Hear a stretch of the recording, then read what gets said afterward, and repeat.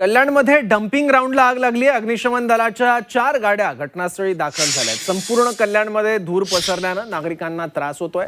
श्वास घेण्यास सुद्धा नागरिकांना त्रास होत असल्याच्या तक्रारी येत आहेत।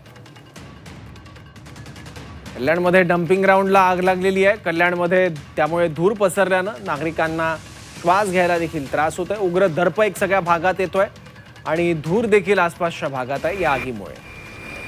त्यामुळे नागरिकांना श्वास घेण्यास देखील त्रास होत असल्याच्या तक्रारी आहेत।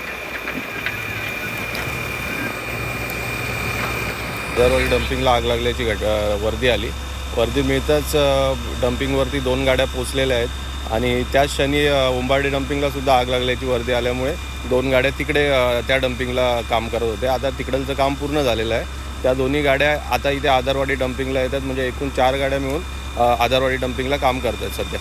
किती वेळ लागू शकतो, कारण की आग जी आहे ती पसरत चाललेली आहे हवेमुळे? आता धूर असल्यामुळे सांगता येत नाही। आगीजवळ जायला रस्ता नाही आहे प्रॉपर, तर आम्ही प्रयत्न करतोय कसं लवकरात लवकर फायर फायटिंग करून नियंत्रणात आणता येईल।